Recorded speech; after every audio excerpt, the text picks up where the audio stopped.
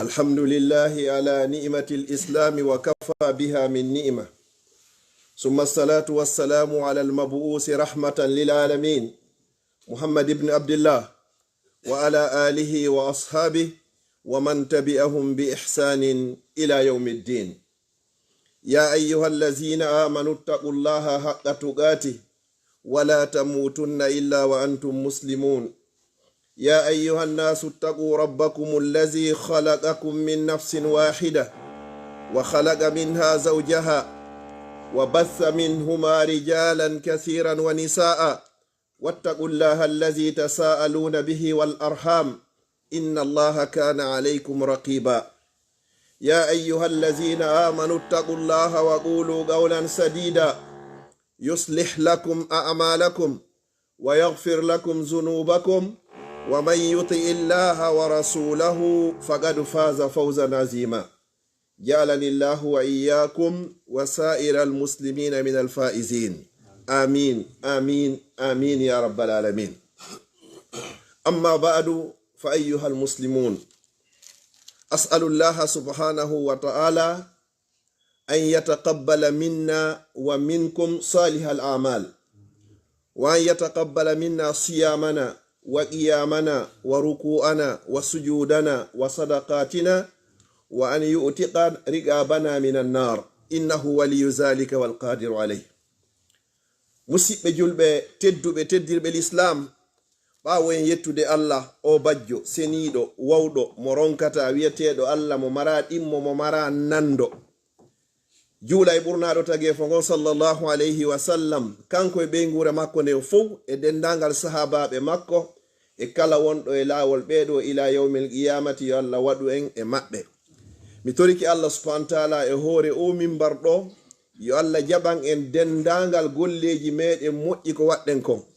mi toriki allah subhanahu wa taala ka hoore mimbar ɗo, yo allahu en yaafo en dendangal golleji meɗen bonɗi ɗi waɗɗen ɗi foti hiɗen andi ma en anda. mi toriki allah subhanahu wa taala yo allah wurnu en ko en julɓe, yo allah ƴettito en kadi hara ko en gomɗinɓe. yewtere anden ko nde wone yiilade ɗo, mi fewtinayde enen baabiraɓe ɓen e enen neniraɓe ɓen e enen ɓiɓɓe ɓen. mi fuɗɗora nokku ko allah subhanahu wa taala on o daali: bada auzu billahi min alcheytani irrajim, wa min ayatihi an khalaqa lakum min anfusikum azwaja litaskunu ilayha wa ja'ala baynakum mawaddatan wa rahma inna fi zalika la ayatin liqaumin yatafakkarun. no tawa e mandeji allah din subhanahu wa ta'ala, wondema o tagi gorko, o tagi sonnajo kadi, o tagi sonnajo on kadi wonande fi gorko on litaskuna ilayha, fi yodeju e makko, wo o waɗi hakkundeji maɓɓe kamɓe ɗiɗo ko wiyete kon mawaddatan, giggol, wa rahmatan e yurmede. wo ɗum ɗo non ko mande kono ko wonande yimɓe ɓe hino miijito. yewtere anden ko honɗum faala fewtugol, ko adi kon taw mi fuɗɗoray taw jiwɓe ɓen, mi ara neniraɓe ɓe, mi ara baabiraɓe ɓe. ko honɗum woni ɗum, goto e karamo koɓe o wi'i, si allah arsikima ɓiɗɗo jiwo yehi ha o heɓi duuɓi 15, 16, a heɓari faalaɗo mo, a heɓari mo okkitiramo, o heɓari mo o faala, wo halay ella hino e ɓeygure nden. oɗo karamo kojo kanko ko ni woni ko o yiri. joni non miɗo toro allah mawɓe meɗen, yo allah en yaafo ɓe. ɓe heɓay no jangana kujo, o janga ha o gayna, si ɓe du'odiri ɓe ƴetta geɗal maɓɓe kadi ɓe resinamo, o yaada e muɗum, sabu ko ɓe yirimo kon. nelaɗo sallallahu alayhi wa sallam ko sartiji ɗiɗi pet ɓe waɗi si gorko ari ƴamika ma fiya okkumo, tammo ala ka nder dinal islam. ɓe maki hon ɗum: iza ja'akum man tardawna khuluqahu wa dinu fazawwijuhu wa illa taf'alu takun fitnatun wa fasadun arid aw wa fasadun kabir. wo si goɗɗo ari ƴamika ma hara himo jogi jikku moƴƴo, ko o julɗo mo jogi diina, wo ko ya resi ta lando hay hunde yeso ɗo. wo sa salike ma alannike piiji go ɓaawo ɗum ɗo wo andu waɗoye bone molanaɗo ɓaawo ɗum ɗo ko ɗi sartiji ɗo ɗo musidɓe julɓe tedduɓe jikku on e diina kan joni noon enen ɗiɗo fof en darata ɗiɗo si goɗɗo ƴami ka mataw o warim ɗo faala ɓiɗɗo ma on ko adotoɗa landade mo komo honto wallahi ala ka diina ko pitawo iwri ko labe ko mamu ko dalaba ko kindiya ko kankan ko fode kariya ka ko gegedu ko honto iwri ko ɗum ɗo wonɗa landade taw min okkata ton par ce que ton hino woɗɗi la wallahi l'islam on landanokima ɗum ɗo ko landima arɗo on himo mari jikku moƴƴo hi go'o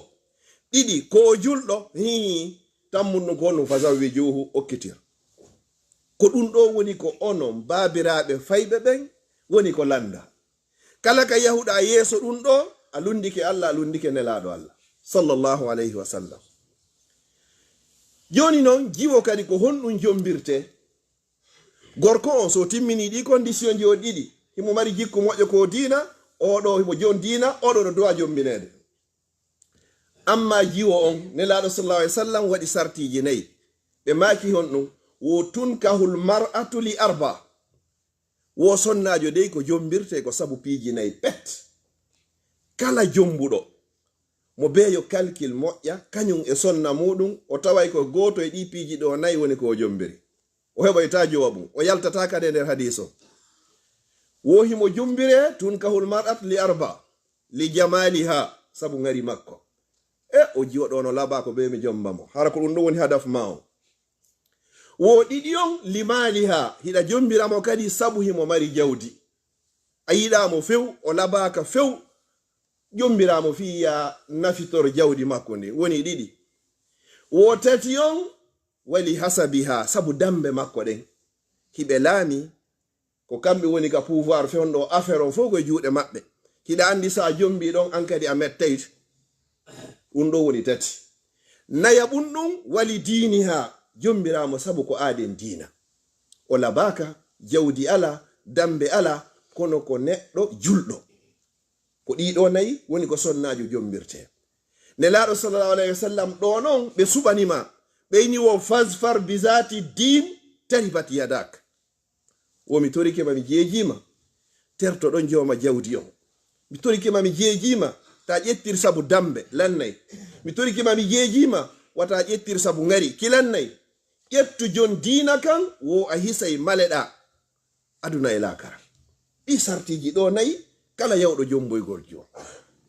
ɗum ɗo wonno toɓɓere aranere nden jon noon toɓɓere ɗiɗaɓere nden musidɓe julɓe tedduɓe yaafo ɗon jiwɓe meɗen ɓen ɓe fof maɓɓe ila ka ɓe fuɗɗi ha ka ɓe haaɗi na iwro ɓe pita laɓe mamum dalaba kala ka ɓe ewri ko hombo e maɓɓe wawata moƴƴugol ha hewta geɗal annabi suwaybo alayhi salam hewtotako hino sella ka nder l'islam ka jiwo ƴettata hoore mum weeɓitana gorko fi yo resumo dewgal sunna e farilla hersinaki ko diina non annabi suwaybo alayhi salam himo jogino ɓiɓɓe jiwɓe annabi musa non ɓay o dogi ka fir'auna to o wari o fattike ɗon o tawi jiwɓe ɓen hino yarna o walliɓe yarnugol ngol no andirɗon issa on non hayre nde annabi musa ƴettunonden on sayli hari hay o wonari annabajo ko worɓe 40 woni ko ƴettata nde kanko tun o wari o ƴettinde o pottini ɓe a yarni ha moƴƴi ɓe hewtitoyi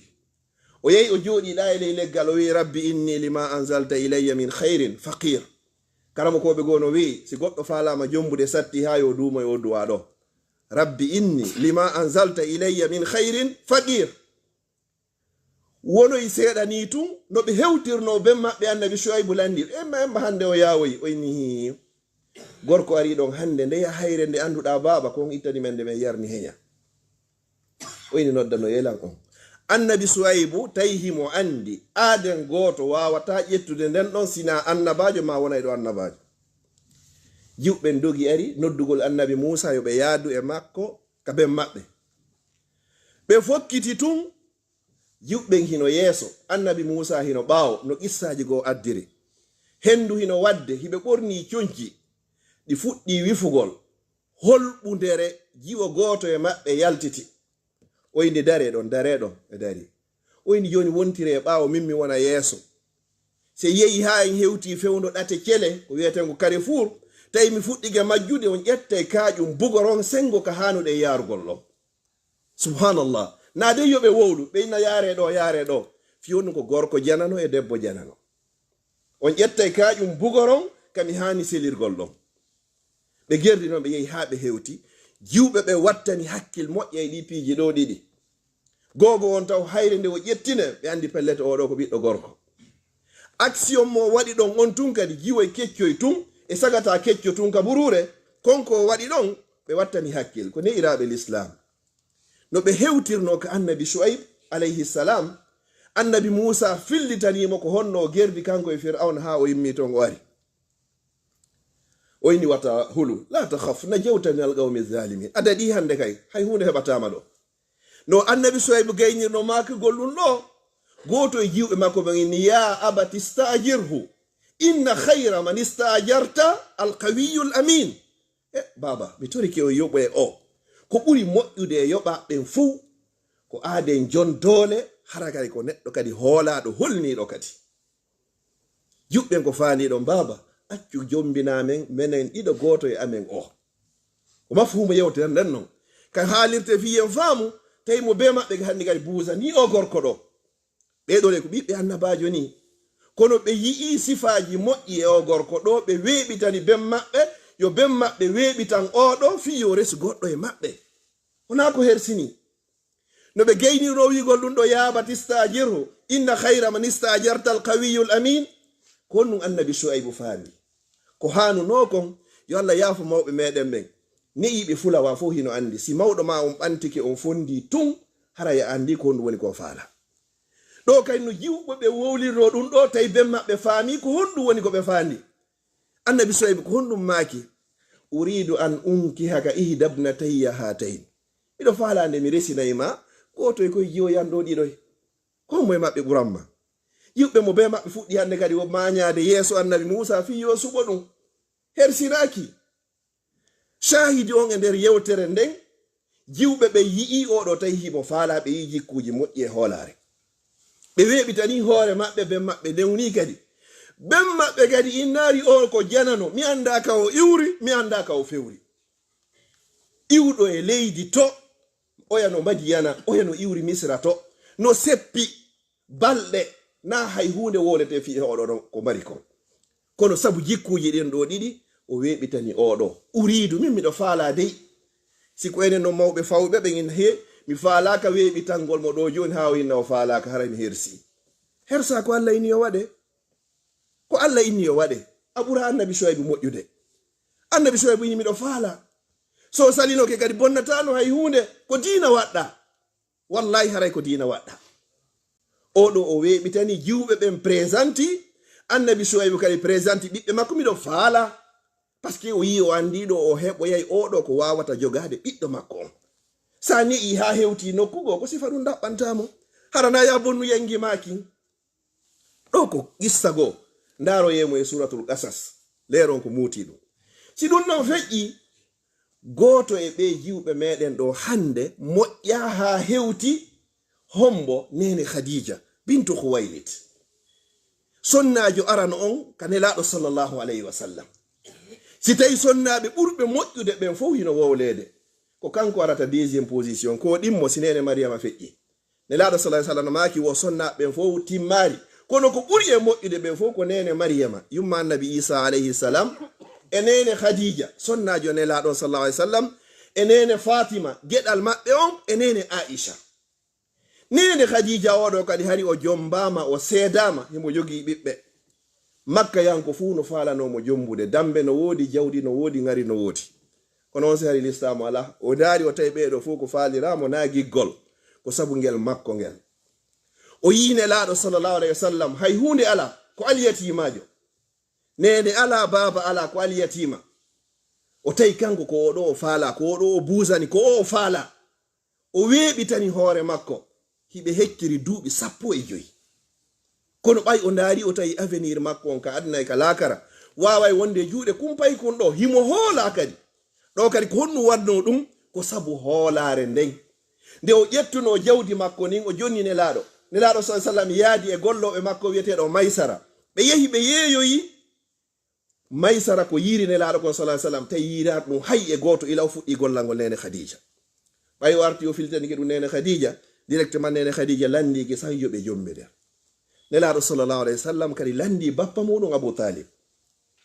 oɗo nene khadija siko dambe wallahi no woodi siko jawdi wallahi no woodi siko ngari ko wallahi no woodi kono o hersari ɗum innugol mi lando kumpay ko ngal yetima on ɗo joni garanji dow ga foppu goreɓe amma heccuɓe ɗan no falala mi jaɓani hara ko kunɗo o waɗari ɗum sabu ko yi e oɗo konko moƴƴi kon jikkuji moƴƴi ɗin hadis mo fuɗɗorno ɗen on ko sa yi e makko jikku moƴƴo nelaɗo sa sallam ɓe ardini kadi jikku on taw si ɓe watti dina kon iza jaakum man tardawna huluqahu wa dinu jikku on qur'ana fow allah ko mantiri nelaɗo sallllahu alayhi wa sallam wa innaka la ala huluqin azim mi wondi muhammad ɗamari jikku moƴƴo oɗo kadi o amari ko fi hon ɗum noon an sonnajo on amanta hersa fi hon ɗum si ɗum noon feƴƴi nelaɗo sallllahu alayhi wa sallam hiɓe tooli ka nder juulirde kamɓe e sahabaɓe koɗon sonnajo ari présenti yeeso mo ko baɓɓen fow ndaro e ka suratul ahzabi wamra'atan mu'minatan in wahabat nafsaha linnabi wari de min komi faala ko ya jomba tawi no heewi tew nelaɗo sa sallam fanki buɗe o filliti ɓe fanki buɗe sahabajo goto in nelaɗo so tawi haajuma ala e makko jomminanmi min miɗo faala kono tawi kanko ko nelaɗo sa sallam woni ko o faala wona ko hersini ko avenir on non ɗum ɗo fof feƴƴa issa tammo on seydna umar bunil khattab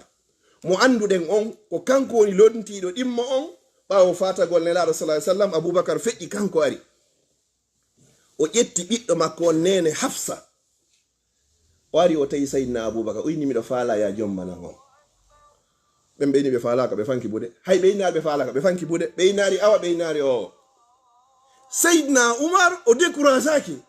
o innari aboubacar mettinanilan na ɗum o waɗi o inni gasiyen lala kono o falaka ɓiɗɗo makko on sina neɗɗo yeɗɗuɗo ko joganomo o ƴettimo o yehi o tawoyi kadi hombo seydna ousmane o inni he miɗo falama okkude hafsa o siɗa faala ɓen no gadi ɓe fanki buɗe seydna umaru décourageaki ɓe seytinari ɓe hersitari e makko ko ɓe woni wadde konko ko diina waɗi koko diina yamiri ɓe feƴƴi kadi ka seydna ali ha woni tato ɓeɗo fay goto jabaki ɓe kono sago maɓɓe ɓe ƴettata ɓe naɓaka ɓe naɓi o yangi maɓɓe kin bonata ndaare ko wonɗen dogdiri ɗo e payko e bimbi e kikiɗe ta jogo ɗum ha luuɓi sappo yo ƴetta joɗna goɗɗo tun fi ko ɓiɗɗo bappa ɓiɗɗo kaw ɓiɗɗo yaay ɓiɗɗo baba mawɗo a bonni avenir on a bonni yangi maki aya mo fuɗɗorne on ko wa jaala baynakum mawadda giggol ngol si tawi ala ton wa rahma e yurmede to haray boni tammo tato fof o présente miɗo faala ya jombana ɓeyna ɓe falaka enen noon fewon ɗo ina sa ƴetti joni ayni yo okko ɓe haɓo yeyi tun joni o ñammintinamo la mo jonnuɗa on na handuɗo e muɗum o anda valeur o mawɓen ɓen ɓe maka e sa jonni kange mo anda kange ko landoto ko si wonay tenirde si goɗɗo ne'i ɓiɗɗo ha hewti noggo wari o handininima e muɗum andu o taw ko a moko ba an kadi ko a moko ban ka ko jaɓirta o ma ronkata jaɓirde oɗo an adduɗo on kadi wata décourage so jaɓari an mo jaɓari on kadi wata wowlu mettuɗi